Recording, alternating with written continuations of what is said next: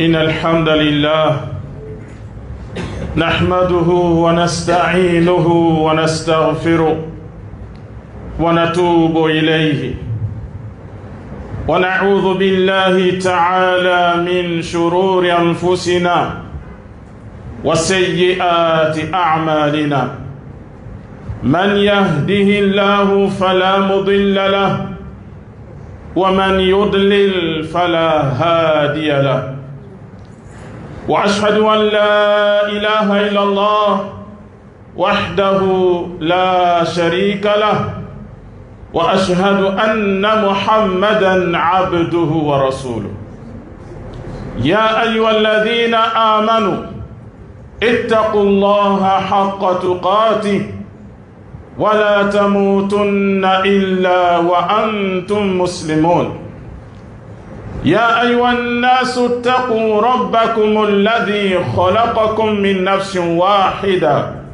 وخلق منها زوجها وبث منهما رجالا كثيرا ونساء واتقوا الله الذي تساءلون به والأرحام إن الله كان عليكم رقيبا يا أيها الذين آمنوا اتقوا الله وقولوا قولا سديدا يصلح لكم أعمالكم ويغفر لكم ذنوبكم ومن يطع الله ورسوله فقد فاز فوزا عظيما أما بعد فإن أصدق الحديث كتاب الله وخير الهدي هدي محمد صلى الله عليه وسلم وشر الأمور محدثاتها وكل محدثة بدعة وكل بدعة ضلالة وكل ضلالة في النار أيها المسلمون اتقوا ربكم وتمسكوا بدينكم واشكروا الله الذي هداكم إلى هذا الدين واعلموا أن التوكل عبادة عظيمة وله ثمرات كبيرة ومن تلكم الثمرات عن أنس رضي الله تعالى عنه قال رسول الله صلى الله عليه وسلم من خرج وقال بسم الله توكلت على الله ولا حول ولا قوة إلا بالله يقال له هديت وكفيت ووقيت وتنحى عنه الشيطان وقال للشيطان آخر كيف لك برجل قد هدي ووفي ووقي أخرجه الترمذي وأبو ماجه وغيرهم. Les louanges appartiennent à Allah. Il est le digne de louange en tout temps et en toutes les circonstances. Nous le louons, le remercions et nous implorons son pardon. Celui qu'Allah a guidé sur le droit chemin, par miséricorde pour ceux derniers, personne en dehors d'Allah ne pourra l'égarer. Et celui qu'Allah subhanahu wa ta'ala, de par sa justice, a égaré le chemin de la droiture, il ne trouvera aucun secoureur, aucun soutien pour le ramener sur le chemin droit. Je témoigne qu'il n'y a de divinité vraie, unique et sans associé, digne d'être adoré à part Allah, exalté soit-il. Je témoigne également que notre bien-aimé, notre guide, le prophète Mohammed sallallahu alayhi wa sallam, est le dernier messager envoyé à l'humanité. Que la paix soit sur lui, sur ses épouses, les mères des croyants, sur les membres de sa famille croyants et sur tous les croyants qui vont suivre sa voie jusqu'au jour dernier. Serviteurs d'Allah, craignez Allah et cramponnez-vous à votre religion. Attachez-vous à votre religion. C'est à travers votre religion que vous allez gagner le vrai bonheur. Dans votre bas monde que vous allez abandonner bientôt. Dans votre tombe vers laquelle vous cheminez, vous marchez. Et dans la vie de l'au-delà, qui est notre destination finale. Serviteurs d'Allah, Allah subhanahu wa ta'ala, en nous accordant le bonheur d'envoyer le dernier messager, qui est le prophète Mohammed sallallahu alayhi wa sallam, il a envoyé avec lui le livre et la sagesse. Il a envoyé avec lui le Coran et le Karim. Il a envoyé avec lui la sagesse qui est la sunna. C'est la révélation à travers laquelle notre bonheur est à l'intérieur. C'est pourquoi nous devons sans cesse remercier Allah pour ce cadeau qui est le plus grand cadeau qu'il donne à un être humain. Celui qu'Allah a aimé, Allah va le guider sur ce chemin. Celui qu'Allah subhanahu wa ta'ala a aimé, c'est celui qui va maintenir, qu'il va garder sur le chemin de la droiture. Allah subhanahu wa ta'ala nous dit فَمَنِ اتَّبَعَ هُدَايَ فَلَا يَضِلُّ وَلَا يَشْقَى. Celui qui va suivre mon chemin, ma voie, il ne va pas s'égarer et il ne sera pas malheureux. La condition pour nous, pour vivre heureux, pour ne pas être égaré, c'est de suivre la révélation telle qu'elle est descendue sur le prophète Mohammed sallallahu alayhi wa sallam. Et la promesse d'Allah est vérité. Fala yadillu. Il ne va pas se perdre, il ne va pas s'égarer. Wala yashqa. Allah a promis qu'il ne sera pas malheureux. Serviteur d'Allah, Allah fait ce dunya une demeure de l'épreuve. Allah nous éprouve dans ce bas monde, par le bien, par le mal. Et dans ce bas monde, il y a le bien, il y a le mal, il y a des gens bien, il y a des gens mauvais. Et nous côtoyons, nous vivons avec des shayatin al-ins wal-jinn. Nous vivons avec les diables parmi les djinns et parmi les humains. Allah seul les connaît. Mais il y a des diables parmi les hommes, il y a des diables parmi les djinns. Et leur objectif est de nuire, de faire du mal. Mais comment faire pour se prémunir, pour se protéger contre ces shayatines, contre ces diables que nous ne connaissons pas? Allah seul les connaît. Allah nous a donné le chemin, la voie à suivre pour être protégés. Parmi les thamarat, parmi les fruits, les bienfaits du tawakkul dont nous avons parlé la semaine dernière.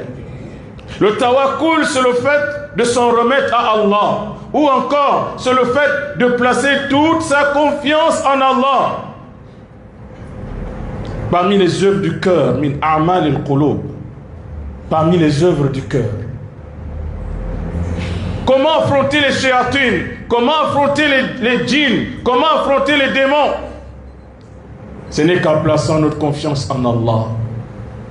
Écoutez cette bonne nouvelle du prophète Mohammed sallallahu alayhi wa sallam.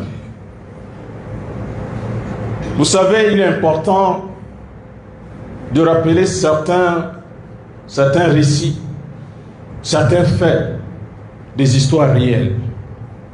Avant de vous rappeler ce hadith, je vous explique un événement que j'ai vécu. Quelqu'un vient me voir avec une famille un jour. Ils disent que leur enfant est tombé malade. On a amené l'enfant à l'hôpital. Ils ont fait tous les examens. Ils n'ont vu aucune maladie. Mais l'enfant vomit. L'enfant a la fièvre. L'enfant tremble. L'enfant ne dort pas. Mais à l'hôpital, on dit l'enfant n'est pas malade. Il n'y a aucune trace de maladie.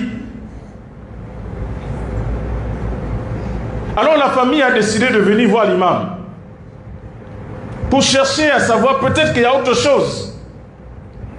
Et quand ils viennent nous voir, ils nous expliquent qu'en fait, l'enfant était à l'école. L'enfant est dans la salle de classe avec les autres. Et pendant que l'enfant est dans la classe, voilà un chien qui rentre dans l'école, qui rentre dans la classe, et le chien regarde l'enfant. Il a juste regardé l'enfant, fixé l'enfant dans les yeux. Après, le chien là est sorti. Voilà comment l'enfant est tombé malade.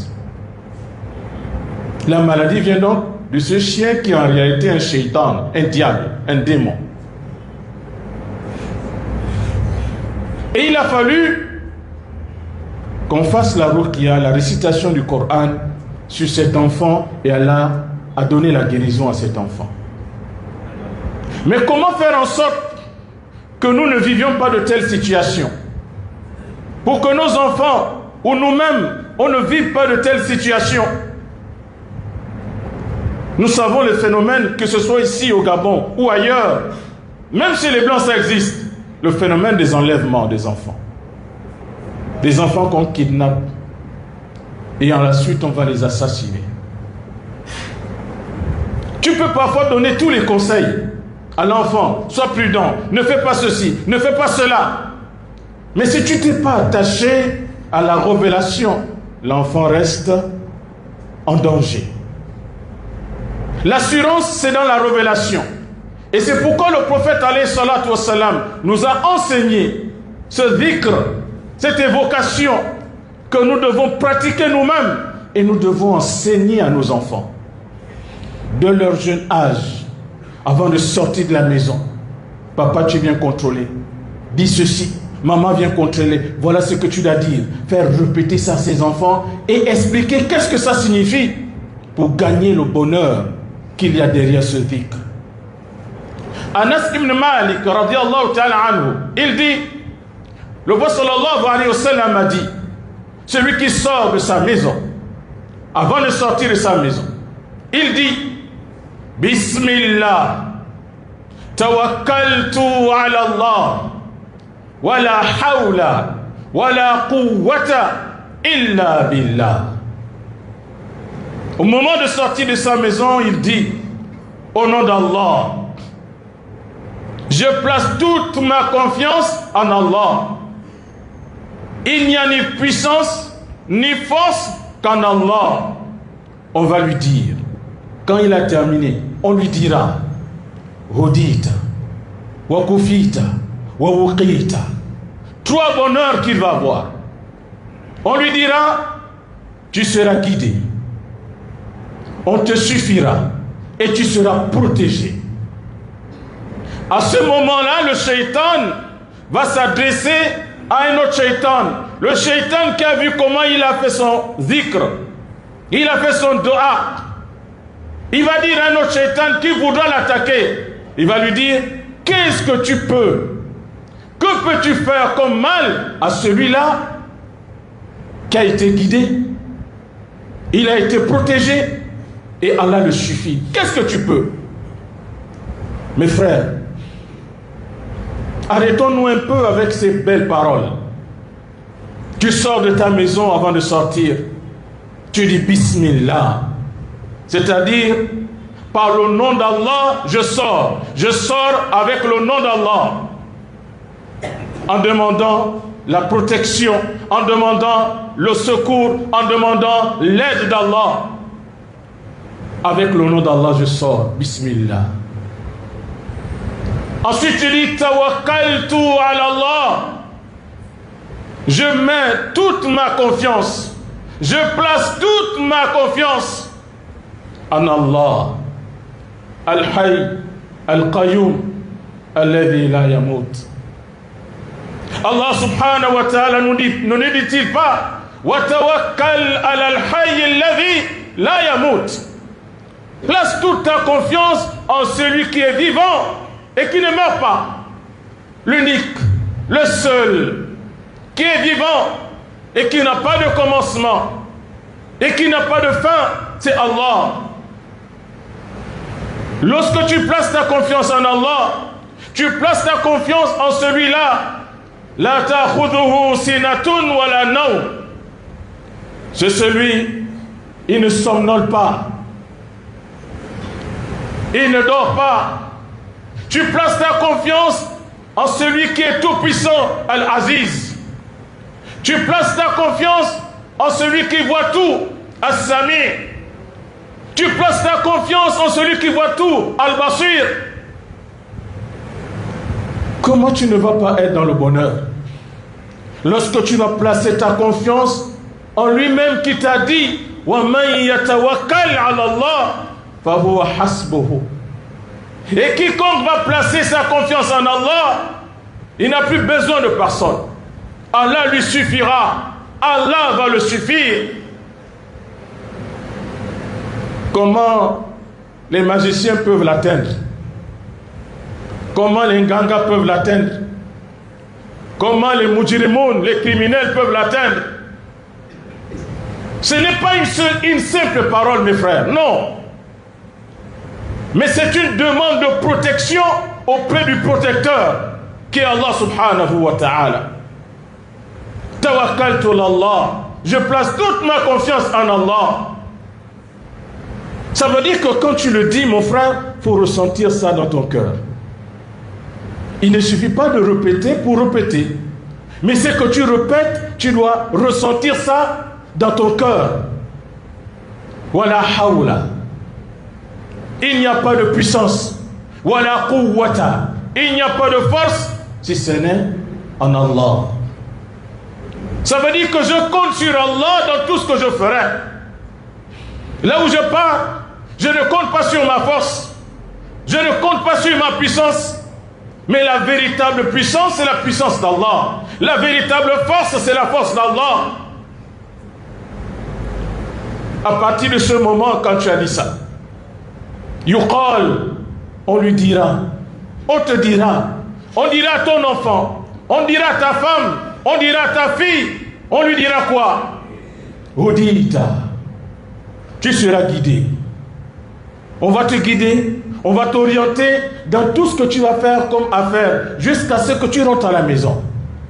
Là où tu pars, là où tu es en train de partir, Allah subhanahu wa ta'ala va te guider dans toutes tes situations. Il va te guider dans tes paroles.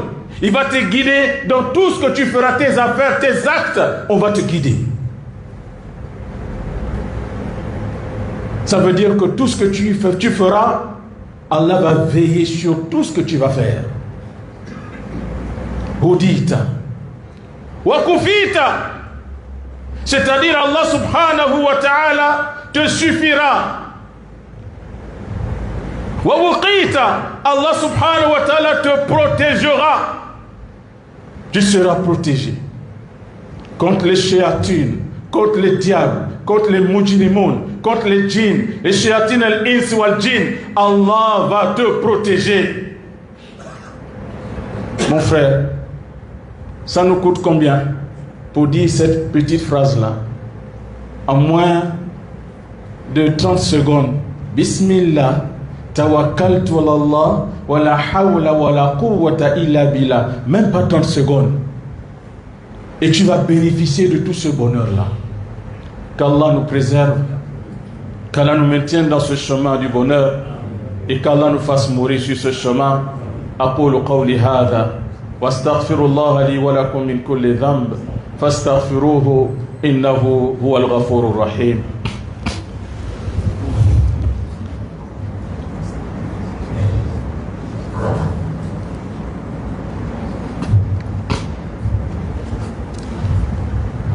بسم الله الرحمن الرحيم. الحمد لله رب العالمين والصلاة والسلام على أشرف الأنبياء والمرسلين نبينا محمد وعلى آله وأصحابه والتابعين لهم بإحسان إلى يوم الدين وسلم تسليما كثيرا وبعد. Lorsque tu as fait ce dhikr, tu as placé toute ta confiance en Allah, le vivant qui ne meurt pas. C'est lui qui est capable de tout. On te dira, On va te guider, on te suffira et tu seras protégé.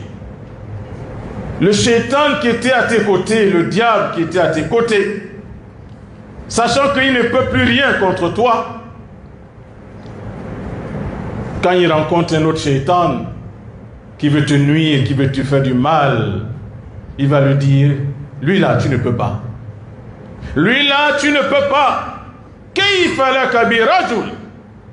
Que pourras-tu vis-à-vis d'un homme ou vis-à-vis d'une femme? C'est valable pour l'homme, c'est valable pour la femme. Lui que tu vois là, il a déjà été guidé par Allah. Lui que tu vois, Allah le suffit, Allah le protège. Il est sous la protection d'Allah. Donc les shayatines se communiquent, ils parlent entre eux. Quel bonheur!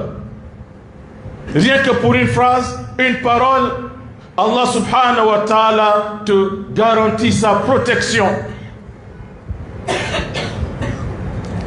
Même ceux qui vivent avec des garde-corps, ce sont des êtres humains qui se fatiguent. C'est des êtres humains qui tombent malades. C'est des êtres humains qui oublient. La meilleure protection est la protection d'Allah. Mais je vais rappeler une chose avant de terminer. Certains disent, mais moi j'ai fait le dhikr, j'ai fait le dua, mais comme je suis sorti, j'ai eu tel problème, j'ai eu tel malheur. Qu'est-ce qui s'est passé? Nous n'allons pas donner toutes les causes là maintenant. Mais on va attirer votre attention, notre attention sur quelque chose. La manière que tu fais le dhikr là, c'est comment? Si toi, en sortant de la maison, tu dis, écoute, tu dis, Bismillahi, Bismillahi, tu n'as pas prononcé le nom d'Allah. Ça, c'est pas le nom d'Allah. Bismillahi, tu as dit au nom d'Allah. Mais si tu mets Ya à la place de Ha, ce n'est pas le nom d'Allah. Tu dis Bismillahi, ce n'est pas le nom d'Allah.